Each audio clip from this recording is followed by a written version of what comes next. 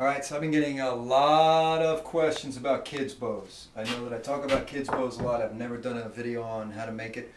It's going to be easier for me to show a few to you and then kind of explain the process rather than making it, because it just takes a while. So just, for purposes of length, I'm going to, first of all, let me show you. This is a 4-foot red oak kid's bow with a rattlesnake skin on the back.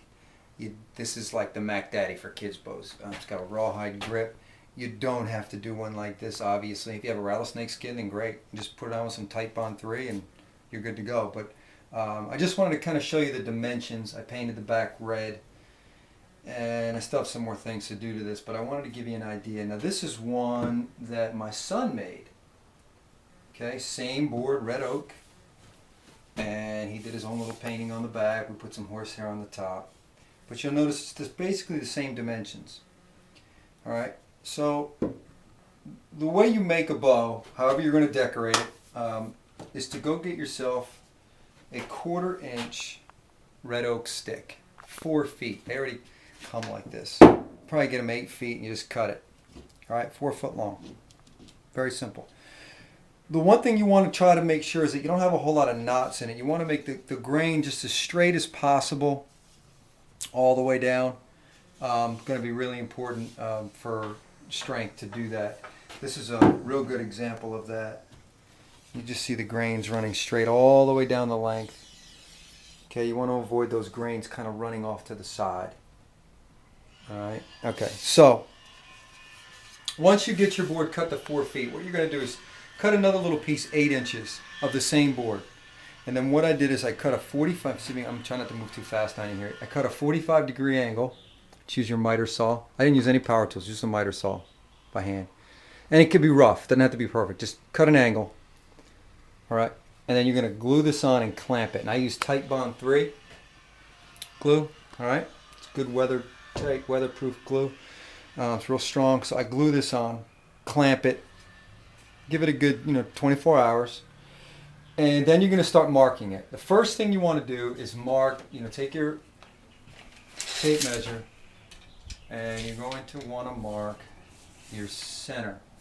So let me grab a pencil here. All right, so 2 feet's my center. And then I'm going to want to measure 2 inches on either side.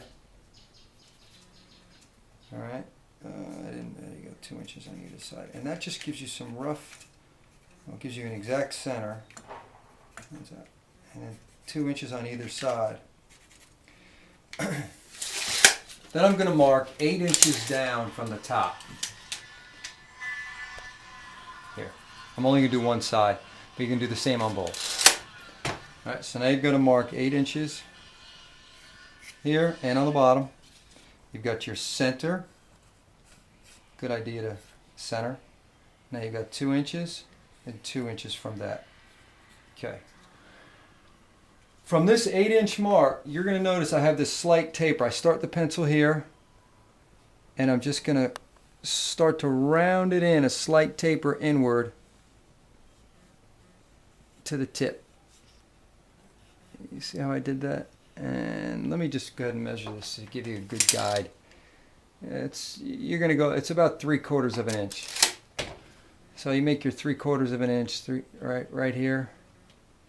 And then you're just going to sort of taper to that. But this has to be rounded. It's not a straight line. It's rounded. Okay. Once you get that mark, you do the same thing on the other end. A couple different things you can do here.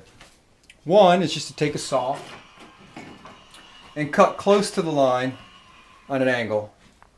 Okay, it's not going to be perfect. We're just going to cut close to the line on an angle. Cut that off. And then what you're going to do is take either a hand plane or a rasp, or a combination of the two. And let me explain this to you.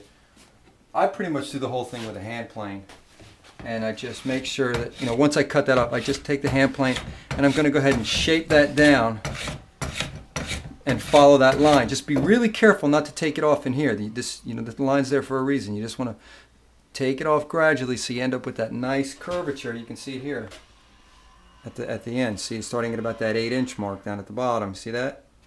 You start to get that curve inward. That's what you're looking for. Do that on both ends. Now the other thing you're going to want to do is start at this 2-inch mark. You're going to want to start to shave it down on a taper. That's why I put that 45. Okay, you really want to taper this down. All right, so all this out here is going to come off. And the way I do it is I just use a Mac Daddy rasp. And I just start rasping it off. You can use a chisel, rasp. If you have a really good sander, if you don't mind, using sander, you can do that. All right. 2 things that I'm really cautious of here. One is I don't want to nick this at all because that's where it'll snap. So you can even cover this with some good tape or some, take a piece of, leather or something. All right. Tape it down this way. If you do hit it, you won't nick the board. That's always a smart idea. All right. Actually, I think I'm going to use that idea. All right. And then you don't want to come past this 2-inch mark. So stay on that side. All right. Once you get both sides done and you get the top and the bottom shaped out, so it's a rough shape, you're going to want to get this taper. And actually, Michael's shows it better because of the contrasting color. You can see this comes down. Okay. And then he's got that slight inward for the grip. And you only want to come in, let me get my tape measure out. You only want to come in to, what did I have here? About 1.5 inches. So you want this to be 1.5 inches here. All right, so you're going to take this out. And it's always, it's always a good idea to sort of draw it. This is how I want my shape to be. All right, I'm rushing through this here. I'm not really measuring because I don't want to keep you guys all day. I want you to start making bows. All right, so you do that. Make sure you don't come out too far. You just want the handle area, and it's about 4 inches for a kid, 5 inches max, if you can go out a little bit more. But that's about it, and the rest stays the actual width. Okay? So that's pretty, and then you can round it. I always like to, take like a finer rasp or a file and just round the edges off. All right, you'll notice again on Michael's bow, it's really easy to see that. I'll show you the profile. See how it's nice and rounded? You just take this and just round it, make a nice shape. Now he's got a faux leather that we put on here, and then we just punched holes and laced it up like a shoelace and tied it. All right, that's this. You can get this at any craft store. It's just a fake leather, right? I've got some buckskin.